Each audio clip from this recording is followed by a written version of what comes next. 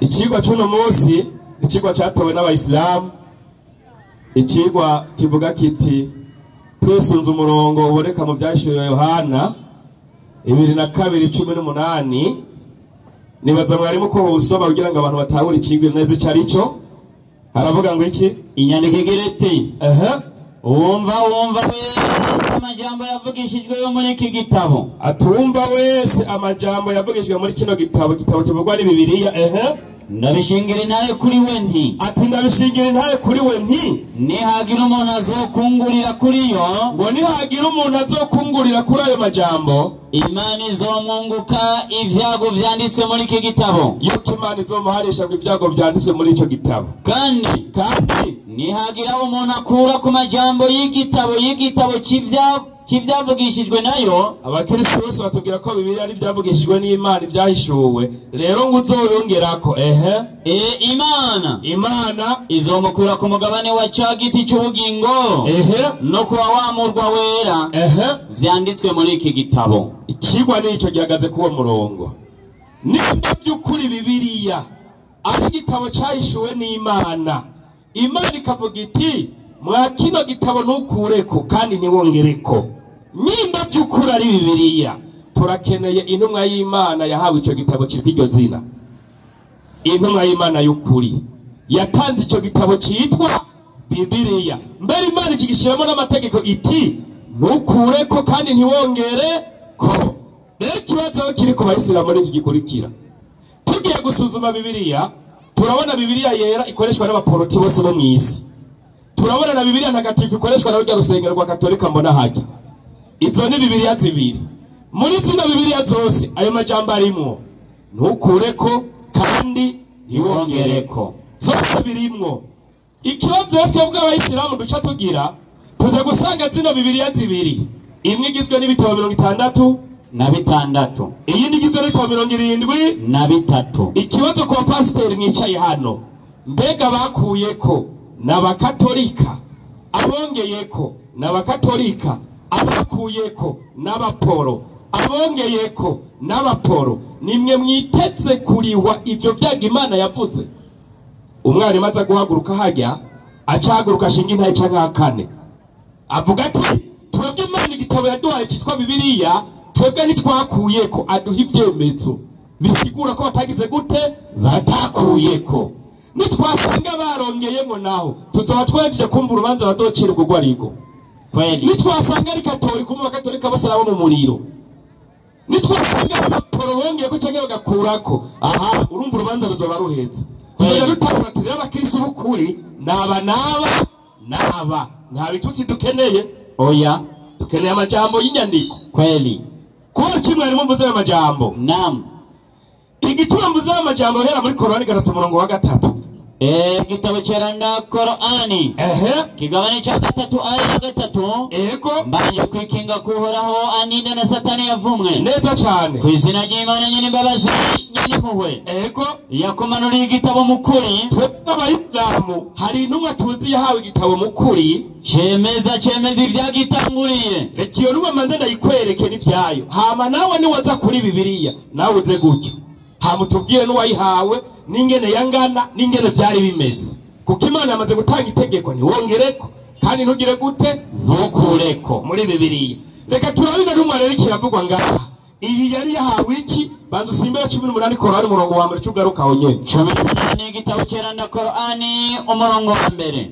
Kwizina ry'Imana nyene imbabazi nyene impuhwe. Neza cyane. Ugushimagizwa gukwiye ni ukubwa. Tugushimagizwa gukwiye n'ukora Imana rugira byose. We yamanuriye mu guhishurira umusavyi we Muhammad. Yamanuriye mu guhishurira umusavyi we Muhammad igitabo cyeranda cya Korani. Yagikingiye kubamwa amahinyo. Ico tinamahinyo arimwo kiratomoye kugira ngo kigabishe ku bihano bibabaza. Iki gitabo kishakiza kugabisha ku bihano bibabaza. Urumva no muri ca gitabo cyitwa cy'Imana twabonye hariya kirimo ibihano by'ubwoko bubiri bikomoka kuri we, bikomoka ko horaho Imana rugira byose. Kandi gihe inkuru nziza bemera, iki gitabo kishakiza guha inkuru abemera abemera Imana bamwe bakora ibikorwa byiza kuko bazoronka impembo nziza. Sawa. iki cyahawe intumwa y'Imana nde? Muhammad. Genda rero gatatu. Ego aragira iti yakomanuriye igitabo mukuri cemeza ivyagitanguriye. Iki gitabo ca Qur'ani cyaje kwemeza ibitabo byabayeho imbere ya Qur'ani. Kandi niwe yamanuye Taurati kuri Musa. Hari igitabo cyitwa Taurati cyahawe Mose, n'injiri kuri Yesu, n'injiri yahawe Yesu mwene Mariya. Turakeneye rero ni iyihe ntumwa y'Imana yahawe igitabo cyitwa Bibiliya? Ikivuga iti ntukureko kandi ntiwongere ko. Ikihereza abaporoti Bibiliya y'ibitabo 66. Ikihereza abakatolika Bibiliya y'ibitabo 73. Mbega iyi ntumwa ni imwe canke ni zibiri? Kweli nimba nk'abasomyi mwica yaho muce muza hano mu bisigure kabisa. Nimba muri abasomyi by'ukuri kweli muce muza hano mu bisigure. Nimba intumwa ari zibiri tubimenye, tuce tureko ari intumwa ya Katolika hakaba n'intumwa y'abaporo. Kweli kabisa. Sindaja mu byabona bya Yehova. Eka bobo tutakujaho mu nyuma rimwe harufukura. Kweli kuko ibyabona muri Bibiliya impinduro y'ishasha nabo batubwiye ndi intumwa yindi yahawe iyo Bibiliya. Kweli kuko birimo bibingana. Eka ibyo turabigira ko rimwe harufukura mugabo utararufukura reka cyo turaguma kujyo mwemera. Kweli sasa mwarimu ndio ibi rero turakeneye abantu babimenye bana gushira mu kwahango nagakiza agakiza mudasigura babwira ati Bibiliya yera yahawe intumwa y'Imana yitwa naka irimo ibitabo 66. Iy'abakatolika ati intumwa y'Imana yitwa naka irimo ibitabo 73. Muce mutubwira ko zose zirumwa zari nyirisu zatandukanye gute? Kweli zisabaga yemwe kabisa. Ibintu bitomoye biasha binaelewa. Anduririmko turazi ko Imana haye igitabo cyitwa Zaburi Dawudi. Kweli ntabwo ari Bibiliya. Eka ukagira amakenga turagohereza hajya kabisa. Sasa rero turakeneye kumenya iyo ntumwa y'Imana hawe Bibiliya Imana igacibwa ati uzokurako azohanwa. Kweli uzokongerako azohanwa. Si sawa kabisa. Turakeneye kumenya iyi Imana mbeho yabivutse ni yukuri, kuko Imana niyo kwivuguruza guhereza ibitabo bibiri abantu bidasa. Wapi iyi Imana yo ivugwamwo ni yukuri? Ndiko ndugurura kujya mu kanya rindira uguya rurabira ngaha. Kweli kujya uguya rurabira kabisa. Kwa mwari munkoresheje ayo majambo ndio tugiye gusoma Bibiliya turasanga harimo gupingana gukomeye cyane. Tukiyumvira none Imana byagenze gute gutira abantu ibintu bitumeze gutya ayi? Kuba mwarimu ihenda kwa karorero Tito 2:13. Kitabu cha Tito 2:13 katika Biblia. Inyandiko igira iti igira ngo iki? Tito 2:13 wumvirize yego hagira hati n'abakristo muri ngaha mwumvirize na karorero gatoya nitangiye uze kuraba ngahanye ruguya rubira. Inyandiko irababwira ngo iki? Abakristo mukurikirane neza. Abakurikira utarashikayo nagezeyo kera. Hagira hati ego twitege ivyizigiro vy'amahirwe. Twitege ivyizigiro vy'amahirwe no kuzoseruka ku bwiza bwa Yesu Kristo. No kuzoseruka ku bwiza bwa Yesu Kristo ngo niwe Mana yacu ihambaye n'umukiza. Sawa. Uwa kabiri acavuga gute? Matayo 2:18. Matayo 2:8 umurongo w'18. Tuze kuraba ko intumwa Imana yatanze bino bintu ari imwe. 2:18. Ego Yesu arabegera arababwira ati jewe nahawe ububasha bwose mu ijuru no mw'isi. None ikibazo ko ari we Mana yabuhawe nande? Nuko ndire mwarimu Paulo ati Yesu niwe Mana ihambaye n'iki? n'umukiza. Atagaruka Yesu bwiwe ati jewe nahawe ububasha mu ijuru no mw'isi. Nimba Imana yabahaye bino bintu ari imwe, uyu yahaye ububasha Yesu nawe ninde? Baratubari komeza. Nuko nimugende muhindura amahanga yose. Mbere gucibwa ati nuko nimugende muhindura amahanga yose. Abigishwa mubabatiza ku izina rya data wa twese. Ikibazo uyu data Yesu yavuga ninde? Ni y'umwana. Rendera uyu data ninde? Kandi Paulo yatubwiye ati niwe Mana ihambaye n'umukiza. Mbega uyu data niwe yatanze ya Bibiliya y'ibitabo 63 cyangwa 73. Burya harimo akantu rindira mu kantu. Harimo kabaza kuko imyemerero y'Abakristo yubakiyaho. Iyi Mana rero genda. Sa uyu Yesu ati genda mubatiza mu izina rya data. None Pawulo ati Yesu niwe Mana ihambaye n'umukiza. Uyu data yaciye avahe kandi Yesu ariwe data ahambaye n'umukiza. Ubwo muzamusobanurira abantu nyimba bikaba biri mu kuri, nyimba atari kinyoma, byahawe intumwa y'Imana yitwa nde? Turabandanya mwarimu, bandanya umurongo urabandanya. N'iry'umwana uyu mwana n'uwande, kandi Pawulo tuyakwesa ariwe Mana ihambaye n'umukiza. Uyu mwana acazana ndahe? N'irya mpwemu yera. Mubigishe kwitondera ivyo n'abageze vyose. Umve ndi kumwe namwe iminsi yose gushitsa ku muhero w'isi. Reka turindire rero uwo muhero, kandi barakomye n'amashi. None we ntubazi nkaho ukubaza ukomye amashi y'ibi. Erega abantu barira batazi uwapfuye. Erega n'usanga bicaranye na Yesu, munyereke Yesu ko muri kumwe ari. Ariko uhura n'umuntu ariko ararira ngo umuntu yapfuye atazi n'uwapfuye. Yesu ibereye mw'ijuru ariko mw'isosi ku Mana, ugorewe mw'isi uri kurarira, none ngo muri kumwe na Yesu. Cyo kibazo. Iyi si ngorane. Ni ingorane. Ubu haje ugiye gusambana muri kumwe na Yesu. Ni kibazo. Ubure mwarumanye muri kumwe nawe. Ugiye kwiba muri kumwe. Bari kumwe. Kandi akomye n'amashi. Ni ngorane.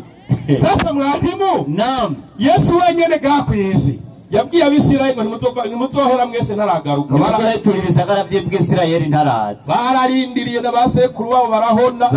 N'ubu muri bishwe n'amabombe ngo barindiriye Yesu. Muzorinda muhona namwe. Barabamaze muri Isirayeli. Ngo ni Yesu ngo baramurindiriye. Atanavuye. Aho.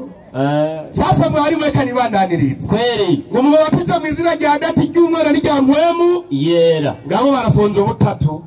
Muri ya Bibiliya nyene. Kweli. Reka twibarize iyindi Mana ya Bibiliya twumve ibyivuga kabisa. 4:3 Yesaya. 4:3 igitabo cya Yesaya. Ni mwebwe vyabona vyanje. Niko waragize. Hari uhoraho, hari na Yesu n'umwana w'Imana. Uza kuraba ngahamwe harimo n'abasavyi banje natoranije. Ariko niyimbira ibinogo uze kanyine bakorokeramo.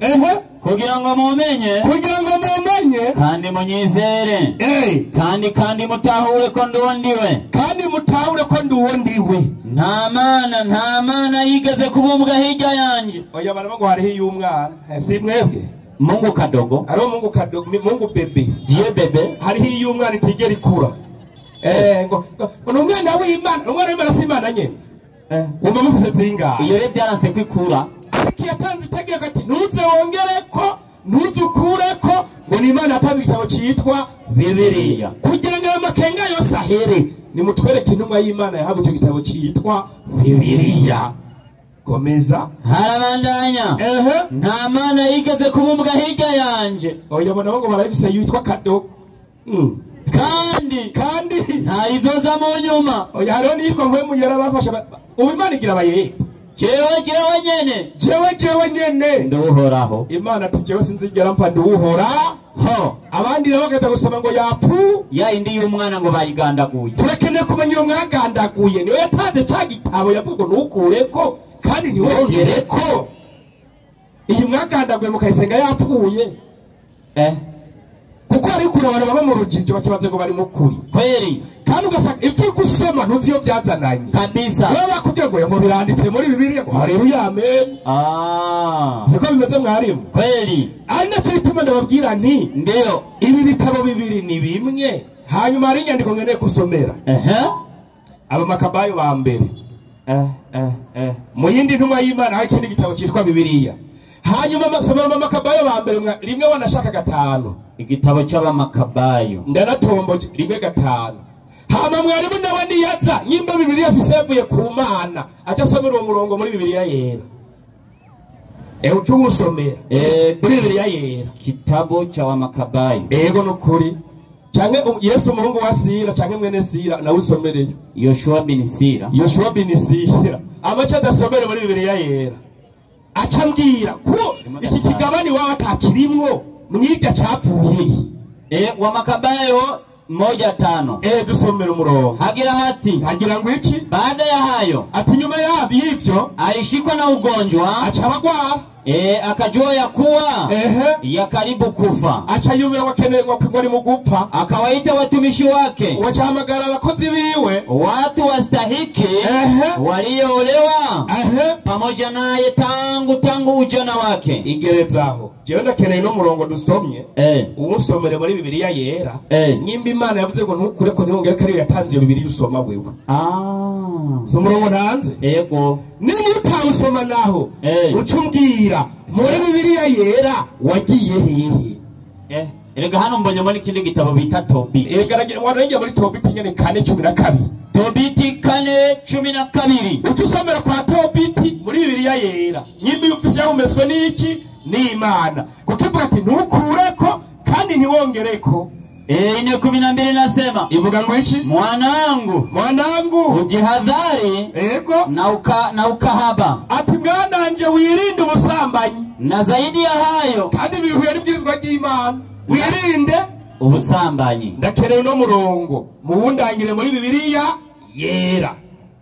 Nimba mwe byavuye ku Mana. Aho no musi nateka mitwe dukeneye.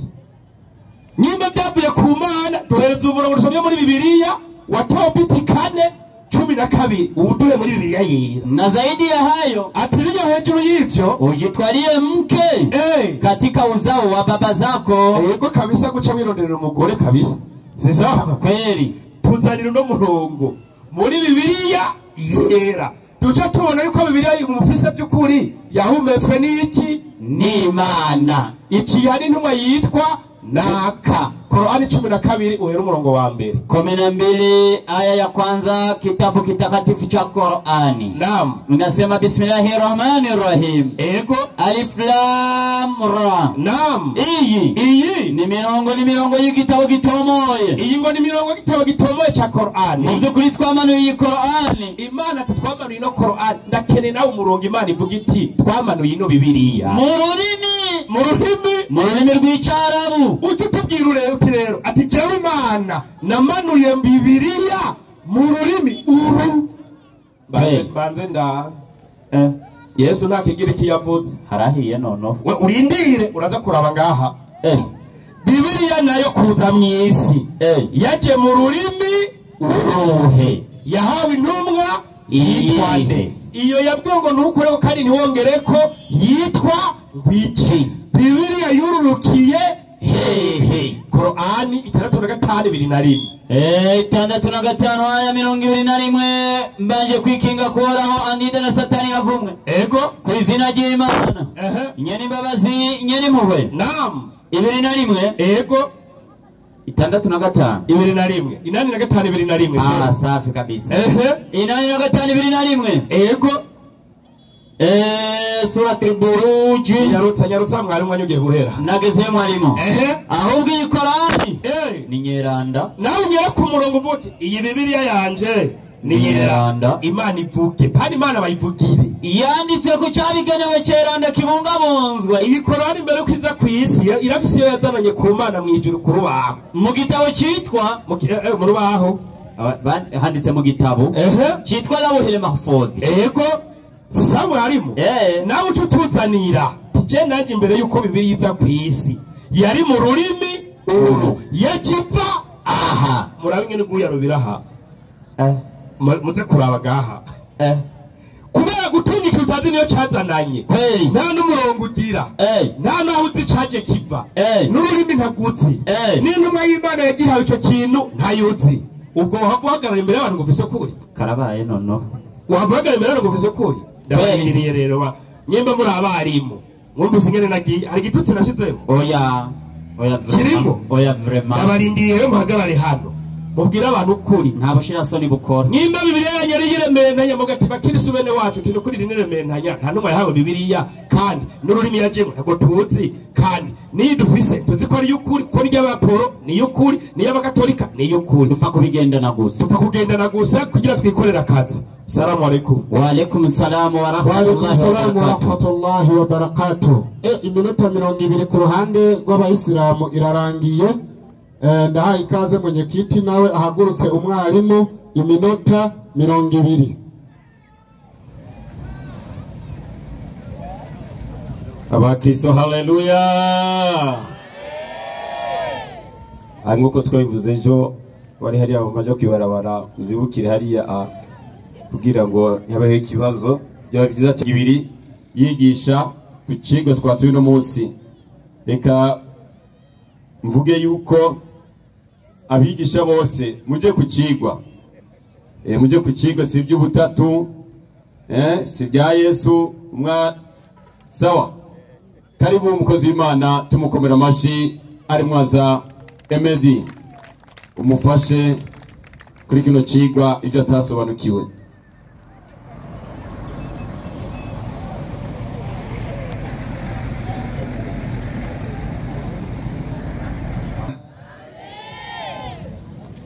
Nashukuru Mungu sana kwa jioni ya leo. Ndashimira Imana kino kigoroba. Na nashukuru sana mwalimu Idrisa. Ndashimiye kumwigisha Idrisa kuleta somo nzuri sana. Yazanye ikiga cyiza, kwa sababu kama mtu hajui iyo umuntu atazi ni vema kuuliza. Ni byiza kwabaza.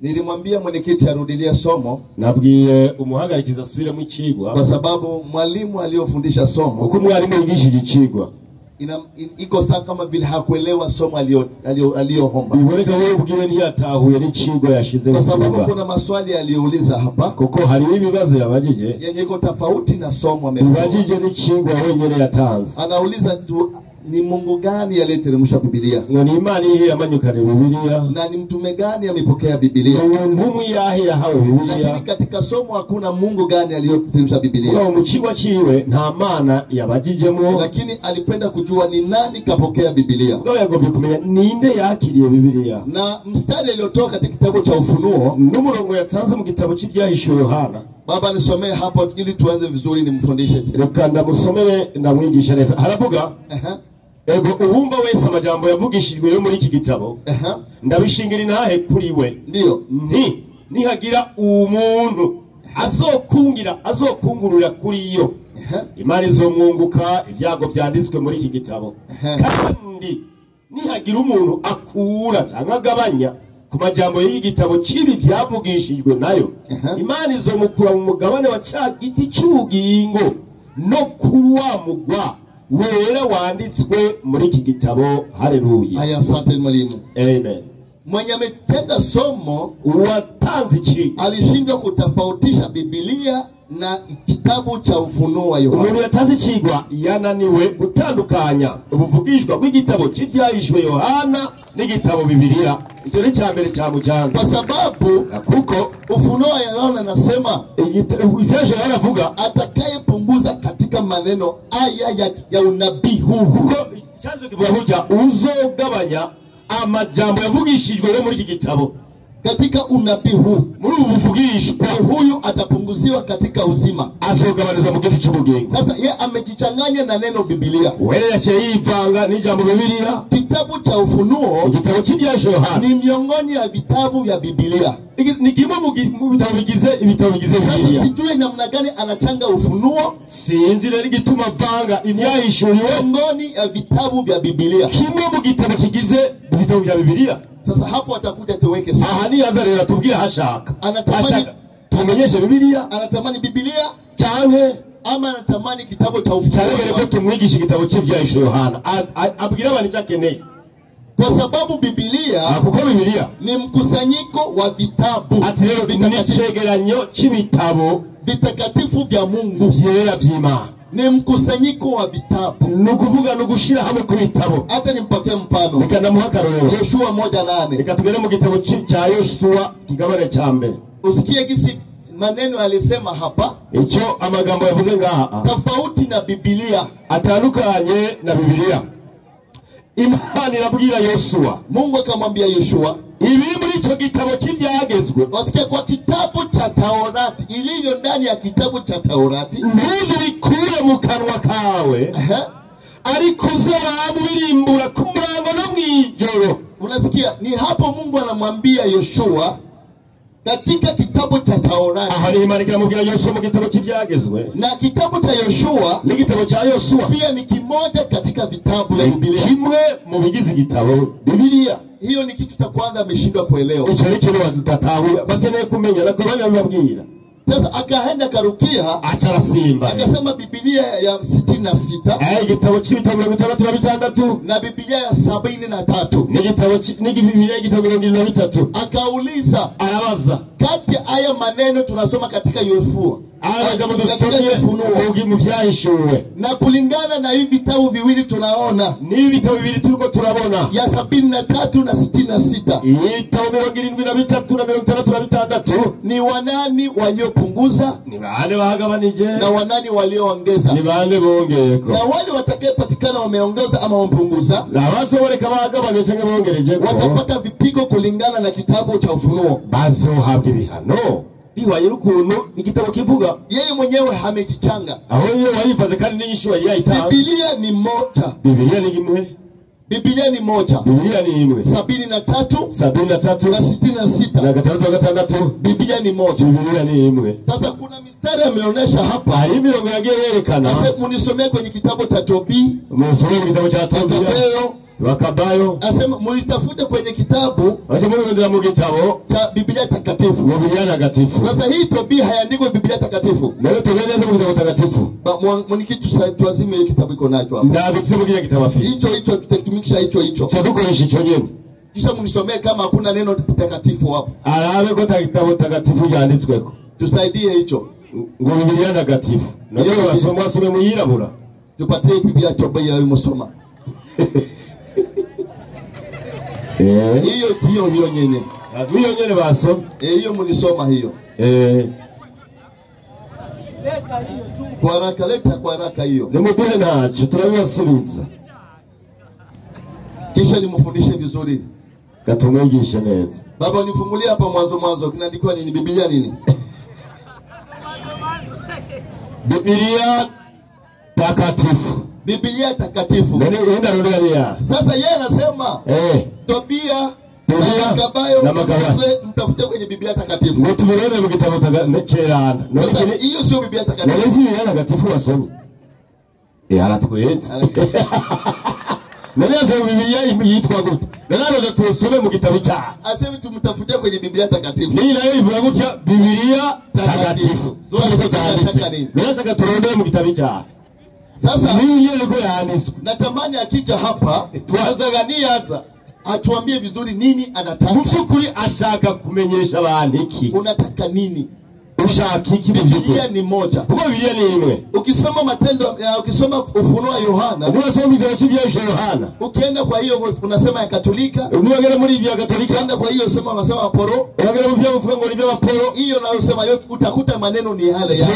Yes, na majambo yandi. Kwa jinsi umeshindwa kujenga hoja yako. Akora nani kubaka ikigo chao. Na kaonesha Qur'ani, kana wachafuta no muri Qur'ani. Aseme ni kitabu kenye hakina shaka. Ni kitabu kinasema kenga. Na njemeza igitabo cyagitanguliye. Na akisema kama kitabu kimetangulia, kandi niyo igitabo cyagitanguliye cyatubwira n'icyaha. Hiyo kitabu kitangulia ni kitabu gani? Acha twege icyo gitabo Qur'ani cyo gushingira naye kandi kingira n'icyaha. Kwa sababu kuko Muhammad ubwiwe kapewa Qur'ani, yahawe Qur'ani ili akuje kukamilisha kitabu kilichotangulia. Kugira aje kukinga cyangwa kukwemeza igitabo cyatanguliye. Utakuja kutuambia kitabu kilichotangulia ni kitabu. Ni waguka rero muri bitabo wavuze byose n'icyahe Muhammad yaje gukinga. Kwa mfano, ukicerekana mu karorero Baba 47:29 Qur'ani 47 kamata hiyo Baruani, yes 47:29 ili waelewe 47:29 29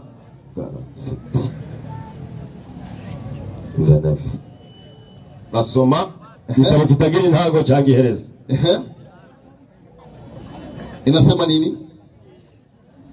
47 inasema 29. Na hivi tumekuteremsha kitabu cha Qur'ani. Sikiliza, na hivi tumekuteremsha kitabu cha Qur'ani. Ati ni Mungu twagumanura igitabo Qur'ani. Nuko nabaje twahaye igitabo bica Biblia.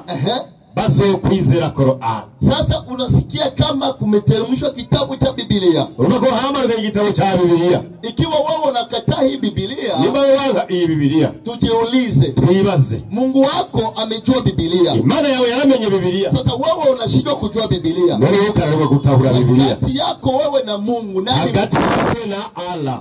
Nani mkweli? Nenda ali mkweli. Ni hapo ndio swali tunataka kujiuliza. Ndio hari kibazo tukokubaza. Mungu wako ameteremsha Biblia. Imana yawe bako yamanuye Qur'an Biblia. Ameteremsha Qur'an na ateremsha na Biblia. Na manukanye Qur'an na Biblia. Sasa wewe unasema haujui mwenye aliyeteremsha Biblia. Mungu atuwate nuuzi wamanukanye Biblia. Hata kama umeshindwa katika mada yako. Nao wananiwe mu kigo cha bya gutaikuwa amazi. Haikukuwa hata kama mada yenye ulikusudia. Kandi atani kigo wali witeze kwigisha. Ukauliza nani aliyeteremsha Biblia? Ngo nini yamanukanye Biblia? Na akatoa mifano ya Qur'ani. Atatanga ururo bwa Qur'ani. Ya kuonyesha kama Qur'ani imeteremshwa Kiarabu. Ati Qur'ani yamanutse mu Kiarabu. Akauliza akasema nani lugha gani ilitumishwa katika Biblia? Ngombega nurumi rwa Biblia yamanukanyemo. Hii yote ilionekana kama mada aliyochagua. Yose yagarikiba yateguye. Ilimshinda. Chamunanie. Hata nimueleze kidogo. Kana mweleke gato. Twende kwa Qur'ani. Tuwe muri Qur'ani. Baba 2:35. Qur'ani. Qur'ani 2:35. Alfasi hiyo. Sura Farsi kigabane cha kabiri. Amesema cha kwanza, yavuze cha mbere. Qur'ani haina shaka. Qur'ani nta makengigira. Tuangalie kama Qur'ani haina shaka. Turabikora yuko dafisa makenga. 2:35. 2:35 gitabo cy'ivyo cinga y'ingore. Inasema nini? Kivuga gutya. Na tulisema baada ya hapo kumwambia nabii Adam. Ndiyo. Ewe Adam. Ndiyo. Kaa wewe na mkeo katika bustani hii peponi. Shuka ufafanuzi wake hapo chini. Inasema nini? Mke wa Adamu ni Hawa. Mke wa Adamu ni Hawa. Na Qur'ani haikusema kwa uwazi namna alivyoumbwa. Sasa ikiwa Qur'ani itasema namna gani Hawa aliumbwa, hiyo sio shaka. Ina mashaka. Waislamu. Nasema shaka gani? Ati na makenga ya. Qur'ani inatuambia, Qur'ani tugiwe Adamu mke wake ni Hawa. Umugore we ni Hawa. Na Qur'ani inasema, Qur'ani vuga gutya. Jinsi Hawa aliumbwa, uko Hawa Eva yaremwe hatujui, navyo tuzi. Ni maana. Hiyo sio shaka. Ndio nasema kengi mali tazukundu. Eva yaremwe. Mnajua kama Hawa ipo. Mwanziko Eva hari. Na alikuwa mke wa Adamu. Kandi ari umugore wa Adamu. Hamujui kisa alivyokuja. Imana yanyu ni imenye n'ukuntu yabaye. Qur'ani ina mashaka. Imana yanyu turayifise amakenga. Na akasema hivi. Atavuga gutya. Qur'ani. Qur'ani lindwa. Ngira rizwe. Na hapo ndio tupatia sisi nguvu kwa kusema hao watu Anile tuhaitevye kuvuga vuga abantu. Wanasema mambo yasiyojua. Bavuga ivyo batazi. Baba Qur'ani 9:15 yake. Qur'ani 9:15. Tuangalie kama Qur'ani haina mashaka. Na kweli imelindwa. Kwa yazigamwe. Na hao watu waliosema watayepunguzwa. Na wote wazogabanuka. Tutaangalia kama sio Muhammad aliyoleta mafundisho yake ya kupunguzwa. Haya maneno ya Biblia. Tunawakota ni Muhammad yazanye ibintu byo kugabanya no kuongereza ko mu majambo y'Imana. 15 9 yake inasema nini? 15 15:9.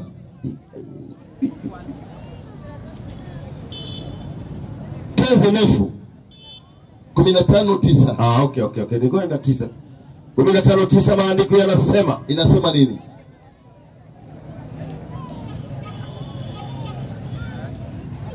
Mara moja hapo. Inasema kama ilivyotokea hili. Hakika sisi tumeteremsha Qur'ani. Sisi tumeteremsha Qur'ani. Na hakika sisi ndio wenye kuilinda. Ufafanuzi hapo wa kwanza. Inasema nini? Kama ilivyotokea. Ndio. Hili katika kipindi cha masahaba. Ndio. Ambapo Usman bin Affan alichoma misafu.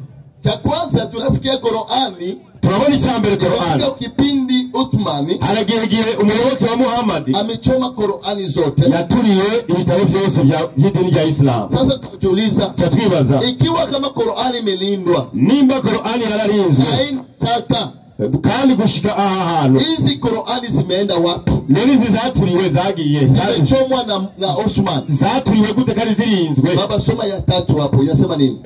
3 inasema inasema sura Tazabu. Sura Tazabu ilikuwa ikisomwa ikiwa na aya 200. Baba ndio mara moja ukirundi. Turavuga gutya sura tazabu kigabane cha sura tazabu cyari kigishoboka gifise imirongo amajana abiri ariko Osmani amaze guturira ibitabo byose icyo gitabo cyasanzwe gusomwa ubu gifise ibigabane 73 gusa. Endelea. Imirongo 73 iyindi baratubwira iyo yagiye. Kwa haki inasema nini? Na aya 120 imirongo 127 zagiye he nikibazo tubabaza zagiye he baravuga zaratakaye. Ikiwa Qur'ani iko sahihi, nimba Qur'ani imeze neza, sura Ahzab ikigabane cha sura Ahzab ilikuwa na aya 200 yarifise imirongo amajana abiri, lakini leo ariko no munsi inakuwa na 73 ifise imirongo 73. Hizo ngine aya zilienda wapi? Iyo mirongo 127 yagiye ilienda wapi? Muikoresha iki? Hapo nyuma katulipa katuambia kama zimepotea bazo yako zatakaye kandi ziri Qur'ani rindwa yangu ifisa abagarde ko Waislamu. Yani hapo mshindo kuelewa. Ayo atahu. Hata nimalizie somo lake kauliza. Kanamaze chiwa cyenda mubaze. Biblia akapewa nabii gani? Ngombega Biblia hao umuvugishwa. Ndugu yangu. Hii nishakufundisha mara mingi. Maze kugisha kesho. Biblia ni mkusanyiko wa vitabu vitakatifu. Yachegeranyo cy'ibitabo. Vitabu vitakatifu vya Mungu. Ati ni mkusanyiko wa vitabu. Ni chegeranyo cy'ibitabo vitakatifu vya Mungu. Biranda by'Imana. Na ni hapo niho imeandikwa na kila nabii wa Mwenyezi Mungu. Yahawe n'umuvugishwa ku gihe ciwe w'Imana igihe yamukoresha. Na ni hapo wakakusanyisha vitabu vyote. Bacha bafata ibyo bitabo byabo bavugishwa bishira hamwe. Bacha bayita Biblia. Bibliothèque. Cyangwa Biblos. Ni hapo ndio upate kutamu kujua kama sio ya mtu mmoja. Bitari cyaho umuntu umwe. Ni manabii n'abavugishwa baramukirije kana akaroro. Yohana kwanza, barua ya kwanza ya Yohana. Ichete cha mbere cha Yohana. Akaroro ichete cha mbere cha Yohana. Na ungela nitarushia hapo Petro wa pili. Nizubire Petro wa kabiri. Yohana wa mbere mfano. Nakona karoro tuguhaye. Biblia sio ya mtu mmoja. Nangwe yahawe umuntu umwe. Ni Biblia ni vitabu. Watumishi wa Mungu wa vile abavugishwa batandukanye bage babwa mu biringo kanaka turasoma. Umurongo wa mbere. Icyariho uhereye bwa mbere na mbere. Sikia Yohana ameandika. Icyo twumvise. Icyo twabonye n'amaso yacu. Icyo twitegereje. Intoki zacu zigagikorakorako. Iryo ndio kuri jambo ubugingo. Kandi ubwo bugingo bwarerekanwe turabubona turabushingira intahe kandi turabubarira iby'ubwo bugingo budashira. Hapo Yohana anasema tunayoandikia yale tuliyoona. Yohana tunaandikia twabonye kila kitu tuliyoona na macho yetu. Twakoze natwe na maso yacu. Ndio tunawaandikia. Tumaandikie. Baba Petro wa pili 9:19. Petro wa kabiri mara moja hapo 9. Kabiri 9 19 haravuga neza hagasubira. Ndio inasema kwamba ndio kwa roho hiyo alikwenda kuwahubiria mara moja 20 yake 2:9. Ndio inasema kwamba ndio 2:9 inasema msirudie maovu kwa maovu. 2:20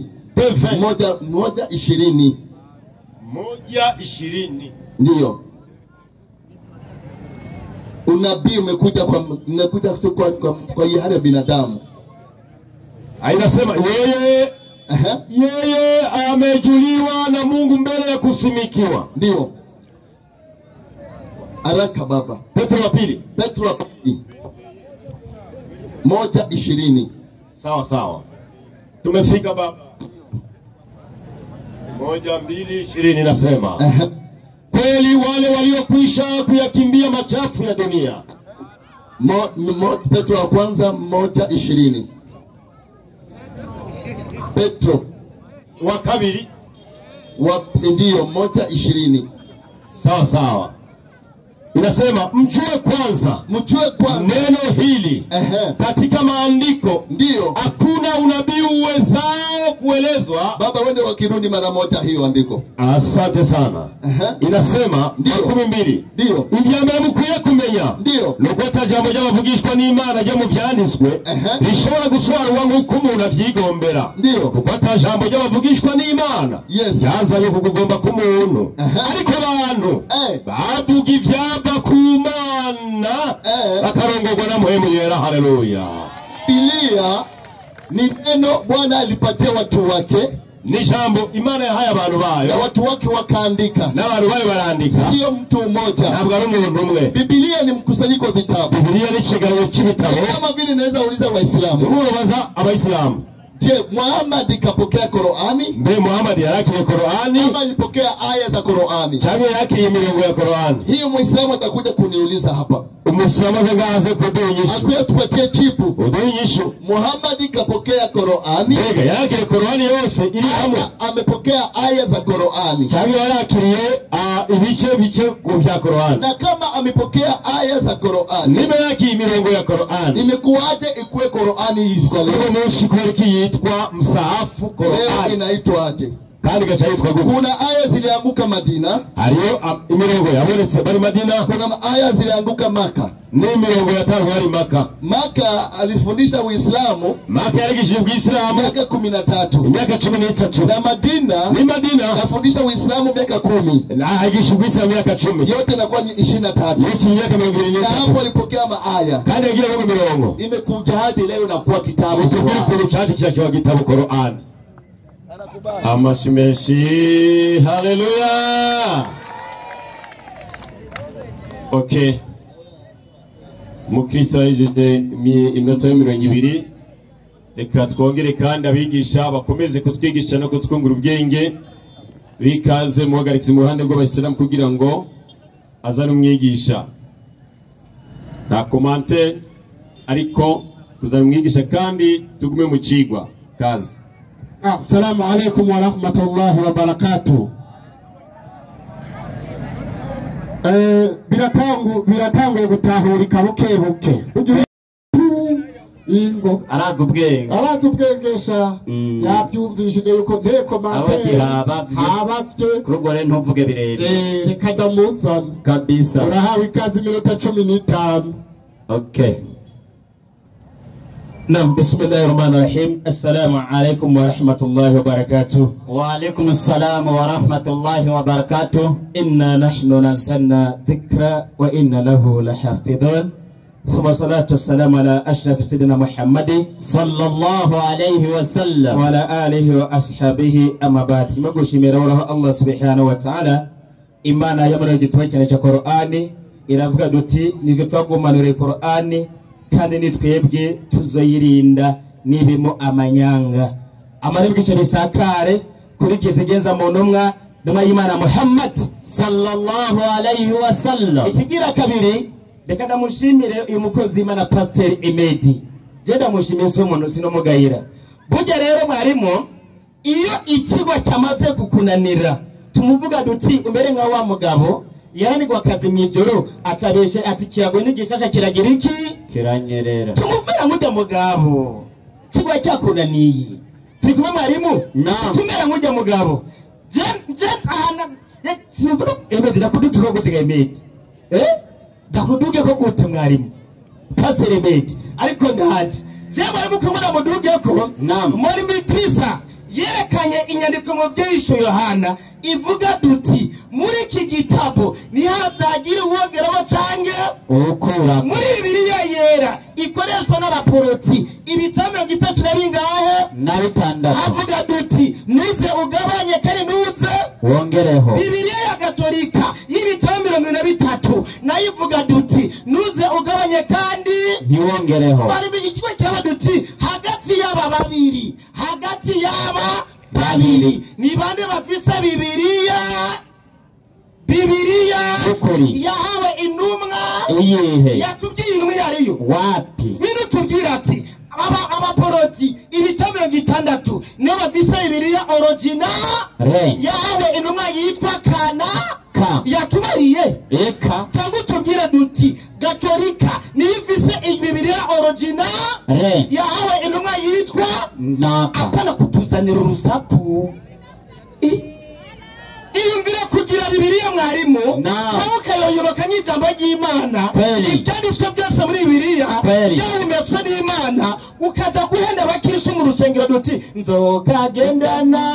nzokagendana agakiza k'Imana we nzokagendana ariko mwarimu ugiye kuraba agakiza k'Imana ikagira intumwa yagize iki yagahawe ugiye kuraba agakiza k'Imana k'ibitambiro gitatu na bingahe na bitandatu agakiza k'agakiza k'Imana k'ibitambiro na bingahe 73 byose ni bibiri ibyo niteka mitwe iremenanya ibyo niteka mitwe propaganda aho naca ndamushimira rero yaca adusomera icandiko muri Yohana wa mbere rimwe hasome Yohana wa mbere rimwe Yohana wa mbere ego kabisa Jambere rya Yohana ikete jambere rya Yohana nagushimiye cyane Pastor Mede ndaje ndegereze ndaje kumenye yasomye rya kabiri oya ikete jambere rya Yohana rimwe hasome kweli nyarutsa ikete jambere cya Yohana ndiyo agira hati icyari uhereye ubwa mbere ubwa mbere na mbere ego icyo twumvise ndiyo icyo twabonye n'amaso yacu ego icyo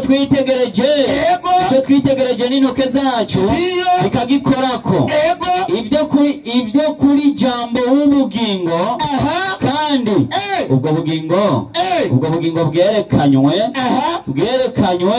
turabubona turabushingira intahe kandi turababarira iby'ubwo bugingo budashira bwamanye na data wa twese tukabwerekwa icyo twabonye tukacyumva n'icyo tubabwira namwe kugira ngo namwe mufatanye natwe hagarare uyu pastor cyarashubye ati iyo ni bibiri ataho yavuzwe kumbe yo ikete jambere rya Yohana na makete ya Paulo yabahaye ayo makete ya Paulo n'abatangwa imbere ya Paulo ajya makete ane ya izige injiri hari injiri ya Matayo n'injiri ya Mariko n'injiri ya Yohana n'injiri yande ya Luka ukuri kete ya Yohana yanditswe nuko na Luka yanditse soma Luka rimwe umvirize rimwe Luka igitabo cya Luka rimwe umurongo wa mbere umvirize ukuri rukundo yanditse muri icyo gitabo cya Bibiliya inyandiko iragira iti ndiyo ngira kandi bari bwakumve haso amusomera yumvirize abantu benshi bagerageje kwandika mwumvirize kujya kete jambere rya Yohana yanditse rukanda ngo abantu benshi bagerageje kwandika amajambo adondi byabaye muri twebwe uhereye ubwa mbere na mbere n'isitwara kahise amajambo adondi byabaye hambere muri twebwe ari byabona basuku bijambo ry'Imana nuko nanjye mejeje gukurikiranya byose nuko nanjye weruka mejeje gukurikiranya byose uri kubyegeranya neza mbereye ku byambere nabonye ko ari byiza kubikwandikira wowe Tofiro umwubaho nabonye ko biza kubigwandikira wowe Tofiro umwubaho ngo ni jambo ryiki aba bashaka kubera ngo ni jambo ry'Imana yitwa kandi ari kete rya Tofiro kumbe Bibiliya ibitabo byose muri Bibiliya nabagiye bandika ku ruhusha rwabo niba tari kurusha rwabo ingutubarire igihe Imana bareze uruhusha cyari igihiki yari ku musozi runaka wahawe uruhusha n'umuntu yitwa uku kweli cyo tumenya ariyo numwe nakujya wabivuze neza muri Qur'an kujya wabivuze kuna aya za Makia na Madinia mwarimu ndio aho nacengerwa cyane rero kweli aho nacengerwa cyane yatubwiye duti Bibiliya ni icegeranyo cy'ibitabo bivuze ufashe matematike ugafata geography ugafata histoire ugafata na science bicabyitwa Bibiliya ugiye mu komine ugafata y'igitabo cyandikamo amazina y'abana zikumwe hamwe nabubatse ingo nibyo amategeko bicabyitwa Bibiliya ni jambo ry'Imana ni jambo ry'Imana Pastor Mede kugira bakisukuri yigishije neza kugira ngo bakisuke jambo ry'Imana Bibiliya ngo ni yegeranirizo ry'ubutabo ibitabo mwarimu irisi soko rira nacyo gituma hamwe hari bikwiye ahandi bidakwiye hamwe 76 na bitandatu ahandi 73 nakajagari kibere yaho kubandikwa nizo gwiki gwitabo kandi uko umuntu wese abyumva nuko abyegera nuko abyegera ushaka kubyegeranya ukabyegeranya nabi aramna kujera birande zoro dre ega nakajagari kweli kuba kajagare mwarimu. Ndiyo. Aho nacene ndoherwa cyane acara tudugira mu gitabo yatanze ngaha yagiye gusoma muri Yosuwa 1:8 Yosuwa igitabo cha Yosuwa naciye nyoye gutanza iyo nyandiko Pastor 1:8 Yosuwa Yosuwa 1:8 ndiyo inyandikira ababwira iti ibiri muri ico gitabo cy'ibyagezwe ntuzubikure mu kanwa kawe hagarara hari ibiri mu gitabo cy'ibyagezwe bitari mu gitabo cya Bibiliya bitari mu gitabo cya Bibiliya nta byagezwe biri nta gitabo cy'ibyagezwe kiri mbega harimo igitabo cyitwa ngo ikigusubira mu byagezwe ariko ntabwo harimo ibyagezwe baba barasubiye bafise pirate barakosoye Imana barakosoye takbir mani ugihezagire cyane yego vrema niyo mpamvu Yesu yacavuga amajambo akurikira kubera ko Bibiliya atanu umwe yaho Bibiliya hari Bibiliya yakubwiye duti inwa y'Imana Mose yaho igitabo cy'ibyagezwe cyitwa Taurati inuma igira kabiri ni Dawidi yahawe Zaburi turi kumwe igira gatatu ni Yesu yahawe igitabo cyitwa Injili reka kwanza mbaze Katolika mbega Yesu yahawe Injili cyangwa ni yahawe Injili Biblia imprimato Matayo 1:15 Mariko 1:15 Mariko 1:15 Mariko 1:15 tubaze Katolika babaswahili tumize amakuru baduhereze kweli kabisa soma 1:15 igitabo cha Mariko ndiyo inyandikira babwira iti akisema wakati umetimia Yesu atigiye kirajitse na ufalme wa Mungu umekaribia n'ubwami bw'Imana buri hafi tubuni ati nimwihane na kuyanini Injili na kuamini nini Injili umbali Bibiliya hakuna kuamini Injili Yesu yahawe Injili yigisha abantu bemere Injili ariko nagari Bibiliya tubwire Bibiliya yawe intumwa yitwa kuruhusha rwa ngo bitwara bikwiye muri Bibiliya no kubesha abantu mubahenda nzokagendana ugashyira mu kwahanyira agakiza k'Imana ubucacanya gusa no kuno mu kwahano ubucacanya mwarimu wafatije amagi bakisha mu kwaha nashanda ko ufise Qur'an yashize mu kwaha ikofe ndagukubitirwa n'igihumbi kabisa kuko n'ubujuju burimo kweli inwa n'igihumbi n'ubujuju karenza Bibiliya kwera atari ijambo ry'Imana iyo mpamvu bayishyira hehe mu kwaha Yeremiya 8:8 inyandiko igira iti muvugira iki muti turabanyabwenge ndiyo muti kandi ibyagezwe by'Uhoraho bibana natwe ndiyo erega abanditsi banyu nabyo mw'abakristo banditse nyuma bandikiye Bibiliya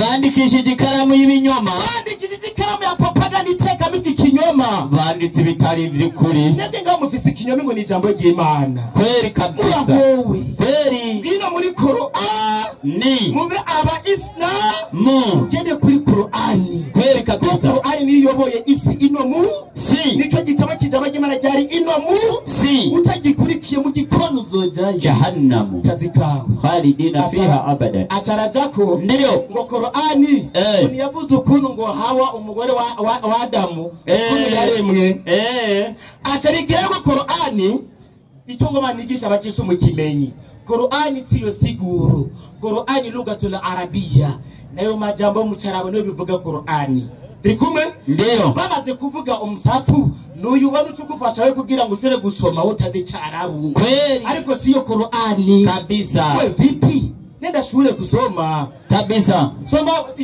mukore wa milifu juzu ya 3 ni ya 4 page ya sano na 5 ukuru Eva yaremwe kweli kabisa sanga mu nyigisho zirumwe y'Imana Muhammad sallallahu alaihi wasallam soma tumbirize inasema Mwenyezi Mungu mtukufu ndiyo acha tusome titre kwanza kuumbwa kwa Adamu ati ukuremwa kwa Adamu na kuumbwa kwa bibi Hawa no kuremwa kandi kumugore we yitwa awariwe Eva Mwenyezi Mungu mtukufu akamwambia Adamu atuora we yabariye Adamu kwamba nimekuumba kwa mikono yangu ati nakuremye ku maboko yanjye na nimekufanya kwa sura ya kupendeza tena kuhaye sura nziza iliyo nzuri kwa ajili kwa ajili unipende kwa kuntii na naguhaye isura nza kugira ngo unkunde kandi ungamburukire unyoboke kwa kumtii amri yangu. Ndiyo mukuyoboka amategeko yanjye bandanya. Na wamekusujudia malaika. Kandi ngo abamalayika barakubamikiwe kwa amri yangu. Cyubamo cyicubahiro kurusha rwanje. Akamfanya Adamu kupatwa na usingizi. Imana ikigira Adamu kugira ngo aje mu gatiro mitiro. Basi akalala. Adamu arajama. Basi akatoka bibi Hawa. Hawa Eva atava mu rubavu rwande. Baina ya nyama na mfupa wa ubavuni. Yavuye hagati y'inyama n'amagufa mu mbavu kwa Adamu. Wa chini ulio mdogo mwilini mwa Adamu alayhi salam. Allahu akbar. Mumbisi adaye Eva yavuye. Ile mwege Eva wajumvise. Nubwambera vyumvise. Mbega yaremwe kubera iki Eva? Ni mambo yaremwe Eva. Abagabo nabo nabyo bazi. Patakoro ari sige mu Kirundi 33 sura Turumi aya 21. Sura Turumi aya 21. Imambo Imana yaremye Eva ni yahe? Soma Qur'ana yumvirize. Inasema. Ndiyo. Aya 21. Ndiyo. Inasema hivi. Bismillahirrahmanirrahim. Ndiyo. No mu bimenyetso vyiwe. No mu bimenyetso by'uhoraho. Kandi yabaremeye abagore. Imana yaturemeye abagore. Bakomotse muri mwebwe kugira ngo. Bakomotse muri twe kugira ngo. Mutekane. Kubera abo. Anashira hagati yanyu urukundo rudasanzwe n'impuhwe. Ego. Mu by'ukuri. Muri ibi harimo inyigisho ku bantu biyumvira. Ku bantu biyumvira inyigisho. Mpamvu Adamu akibona umugore nyene yaciye amyenyo araseka ate litaskunu ilayi atararyoherwa wajarna bainakum mawadda wa rahma. Niyo mpamvu hajya Pastor Emedi yaciye arongora umugore ariko mubajije impamvu arongoye niyahe nayatsi muri Bibiliya nawe byanditse biri muri Qur'an. Niyo mpamvu atashe Emedi mu rugo agenda ari karaseka kubera aziko ageze mu rugo hari umugore agiye kuraba wa muntu wiwa muyoje. Umubajije ngo byanditse muri Bibiliya hamna kubera Bibiliya ari kinyo iteka mitwe naho byanditse muri Bibiliya kuje muri Qur'an kweli no kunyigisho cyane mu Imana Muhammad sallallahu alayhi wasallam acarajaho kubijanye n'ishurwa rya Muhammad Rasul sallallahu alayhi wasallam yayishuriwe kweli yayishwe mu buryo bungahe bubiri. Haro wikeneye iringo bamvugi ubisanya mu gitwa kitwa Ulumul Qur'an page ya 16 kweli kubera umwanya sindabijako kuba ndabikubarire ugwishurwa ko yayishwe mu nzira zibiri turi kumwe kweli hari ugwishurwa kwa mbere yayishuriwe kwabaye wahi kandi kwaje kwandikwa muri Qur'an kandi tugendera ko twe na wahi itigeze giriki usio andikwa itigeze yandikwa kweli kandi ukune hishuriwe yayishuriwe ahantu hangahe habiri mu gisagara kimaka no mu gisagara kimadina kweli mu myaka 70 ngahe ni 3 acha hishurwa mu nzira kurikira 17 Qur'an 17 gitaba Qur'ani ukuru byace bigenda basi tumeiteremsha kidogo Qur'ani sishimarwa rero pole gake ili wenye pesi kuhifadhika kugira ngo yorohe cyane gushira hehe mu mutwe. Iyo ni Qur'ani ubyo abakristo Bibiliya twe nashobora ego Qur'ani abesa mutwifise hehe mu mutwe. Isura 114 ziraha wiheze ndakubwira wihenze. Assalamu alaikum wa rahmatullahi wa barakatuh. Wa alaikum salam wa rahmatullahi wa barakatuh. Nukuri ibintu by'ibitabo birabarenze. Yego kabi. Nimuje kwishu kandi ngaha haruguru hari ishuri. Haro muntade. Singaha. Ingo.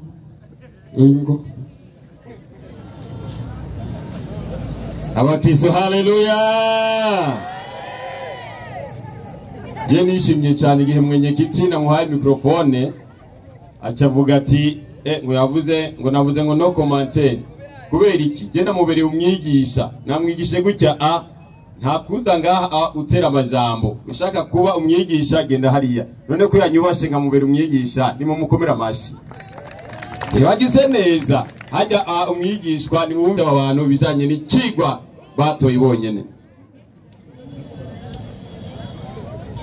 Icote cya mbere cya Yohana rimwe duhere ngaho. Icyambere cya Yohana rimwe n'umutevyi umuntu agwaye ukamutebera mu nzira arapfa mutware kwa muganga hakiri kare anda bashoreye kwa muganga ku murongo. icyariho uhereye ubwa mbere na mbere icyo twumvise icyo twabonye n'amaso yacu icyo twitegereje intoke zacu zikagikorakora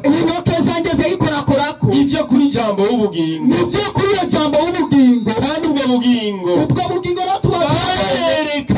bwarerekanwe n'abantu bose turabubona turabwiheza turabushingira inahe kandi turababwira iby'ubwo bugingo budashira kubabwira iby'ubwo bugingo budashira mutazi bwamenye na data wa twese tukabwereka tuje kuvuga rero ibyo dufitiye ubuhamya nabwo dushakisha ibyo abakurambere baturaze bakatubwira jewe mu myaka yiwanje igihe cya independence sinari bwabeho ariko uno munsi mvuga ibya independence kuko nabirazwe n'abantu babaye igihe independence ariko iraronderwa ibyo mvuga kuri independence ni ukuri kuko nabirazwe n'abatwitanguriye imbere babonye iki rero ibinini tubona tuvuga nibyo twabonye twumvise abagendanye nawe baturaze barabyumva nuko yabivuze muri Luka rimwe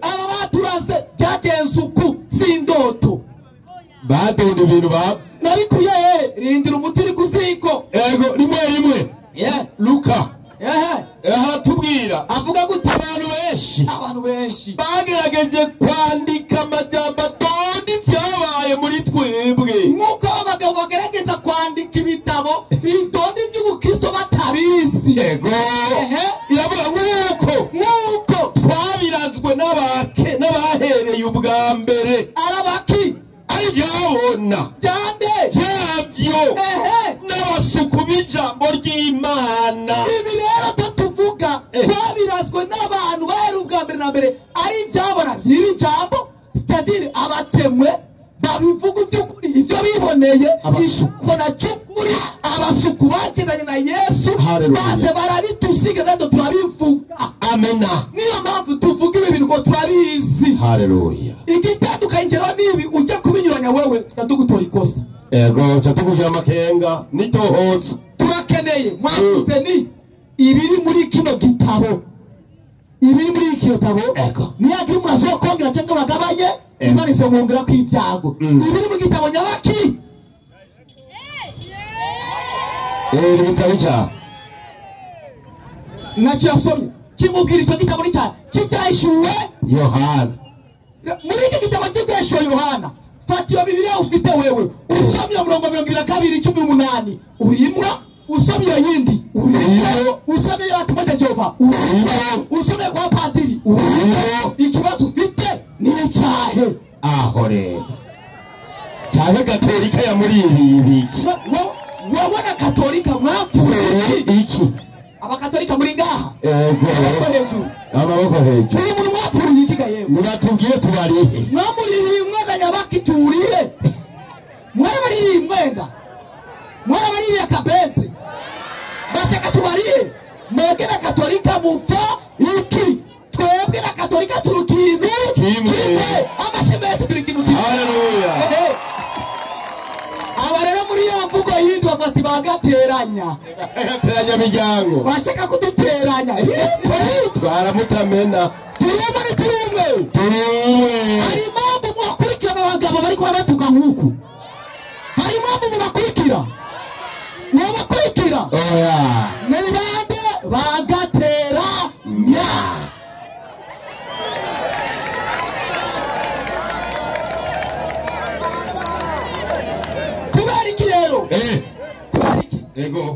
imbere yuko ushaka gutosora Bibiliya ubanze kwanza wiheze ibyo bitabo by'iwawe kubera iki Timoteyo wa kabiri 3:16 Timoteyo wa kabiri 3:16 imonjo rero ngaho hamana Timoteyo wa kabiri 3:16 ivyanditswe byose umviriza subiramo neza ivyanditswe byose fashe byose rero ivyanditswe byose were mwitangura gushika mu byashuwende Yohana ivyanditswe byose manuka byahumetswe n'Imana ibyo byose byahumetswe nande n'Imana byahumetswe nande n'Imana tekereza kugira nerekane ukuri iyo Bibiliya bafite uyo murongo urimo, iri hajya urimo, iyo kwa padiri urimo, iyo muri Tomoja Jehova urimo. Ikibazo ufite ni nyaba tu. Ariko ni twakuririye tugira gute? Twakurire. Indenda kabenzi. Kumugora bangaye biro bitatu. Yiyama bose. Icyandi sote se byo mesonande Ni Imana. Ahubwo nza kuvuga ati cya kibazo cyawe cya nyuma ngo none Bibiliya yahawe nde. Aho rero jewe mvangana kwishuye hamadure mu bibazo n'inyishu ndakwereke yahawe. Ikibazo rero reka nabarabe fatiriyo Korani. Fata Korani ngaho mayunga urupapuro rw'igihumbi n'amajana 574 isi Korani. Somera ngaho, somera numve. Avre kusoma sura. Usama. Soma kwa sura kangae ngaho. Sura ya 105 suratul Fil. Umviriza ya 105. Tusomere leo twumve. Nasema kwenye ukaidi kwenye matatizo yake nasema Usama bin Laden. Muri corona bati ngo Usama bin Laden. Muramuzi Usama?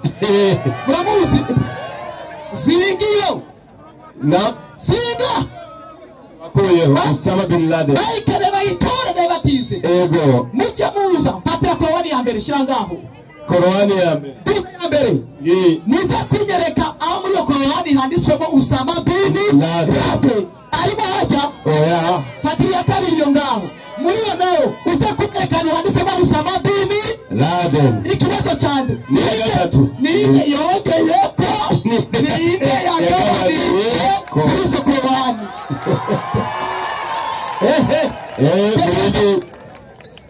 Picha aho nyene iyi ni Korani. Iyo Korani tubaranga irimo ifoto na foto irimo. Yasema Hamidu. Iyi Korani irimo ifoto na foto irimo. Irimo ifoto. Ereka ifoto. Irimo ifoto. Shira hasi. Fatira Korani. Iyo nayo irimo ifoto ufise. Nayifise. Shira hasi fata yindi. Iyo nayo irimo ifoto. Nayirimo fata yindi. Irimo ifoto. Nayirimo fata yindi. N'iyindi ikibazo. Iyo irimo ifoto. Nizo zitagira ifoto. Iyo kuri ni yahawe ni Muhammad. Yahawe Muhammad muri izo ni uwaga yako ni inde wagabanije ni inde. Niturarangiza. Niturarangiza. Ego. Fatira Korani. Fatira Korani tukufu. Sawa. Gende neza. Korani tukufu. Ego. Kabiri ijana amajana 178. Kabiri amajana 287. Somera kabiri amajana 287. Muri yo Korani. Ha? Umvirize. Nta kibazo. Mzuma tembezwa. 287. Umurongo huu. 287 soma. Mwenyezi Mungu. Umviriza. Bwana urimo. Sura Bakara. Sana. Bana isawa iga dusome. Arahakanye Korani. Umurongo urimo na urimo. Usome. Inasema Mwenyezi Mungu haifadhilishi nafsi yoyote ile yaliyo sawa sawa wake. Kuria iyi Korani turasomye umurongo wa 280 nindwe muri zo zindi ikikaba cya kabiri Bakara. Suratul Bakara. Bakara amajana 280 nindwe muri zo zindi bafite uwo murongo bawushize uwo murongo mwawushize ninde yongeye ninde yagabano yahawe Muhammad ni yahe yahawe Muhammad ni yahe utayawe ni yahe usome muri Korani nyene gatatu usome gatatu iyene amajana 101 iyene urimo umurongo wa 101 ngaho ego muri zindi na urimo 101 na urimo mwawusize reka ndabeka aho bayitwaye ego kabiri ijana gatandatu gatandatu kabiri ijana gatandatu bayitwaye iyo mirongo kabiri ijana na gatandatu Korowani kabiri ijana na gatandatu ama twigire muri Bibiliya tujye umunyenga bakristo ni sawa si sawa bimeze neza ngo yarufukuye rurakumwa yote umviriza rero bayitwaye ngo icyanditswe cyose tunapoifuta icyanditswe cyose muri Korowani ngo turagihanagura aho tunakisaulisha cyabura tukakiyobagirisha tunaleta haya iliyo bora kuliko hiyo tukajya tuzana undi murongo udufufaza twishimiye gusumba uwundi teka cyane uliye mfano wake abapenda tuzana umurongo ususa n'uwo iki gitabo ejo nababwiye ati iyi Korowani ni kaye barakoma indurgo sikaye ndabaga kiri nikaye sikaye ahantu umvise rimwe barahanagura bakongeramo ibindi bakabyobagiza bakaca bizana ibisa n'ibyo bayifuza ikibazo cyanjye iyo Korowani mufuta na ya yindi dori iyo kuri ni yahe ya Muhammad ni yahe ninde yabaye uruhushya rwo guhanagura no bere data abagabo bafise ibibazo barakosora wabaye igitabo bakosora Imana yenu bayikosora igashya mu murongo mu gafuta igatanga umurongo mu gafuta naka correcteur erega bizore n'umuntu bagamwice nibyo bisigaye iki gitabo tugikurikire kubera iki tutokurikira Korowani rayihunze cyangwa kiswa nibera umukiswa kubera iki 15 Korowani 15 maze kubona ubu bintu birimo ndabaseze n'ubwanwa bwanje nkurayo ndigira Suratul Hajj inasema hiyo Korowani wameifanya kuwa ni mkusanyiko wa uongo. Inasema ambapo hiyo Korowani wameifanya kuwa mkusanyiko wa uongo. Ndio kubicegeranyo cy'ube. Tubisome mu gitabo cyitwa gute? Korowani. Korowani n'ubube. Egerani cy'ubube.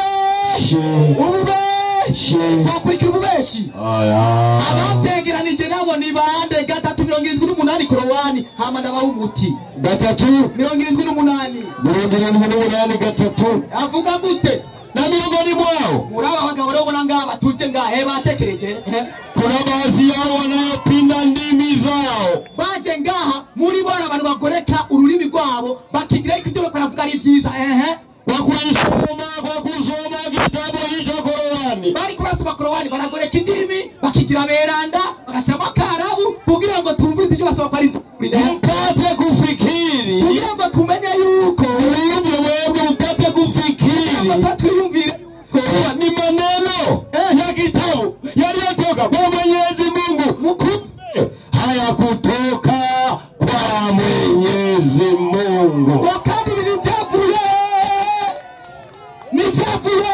kumana inasema haya inasema na hali ya kuwa haya kutoka kwa Mungu bali wanamsemea Mungu uongo imana ububeshi ngo Korowani yavuye kumana ni bande bivuga abaisiraeli kumbe ni yavuye kumana babesherande imana nibitavye kumana yavuye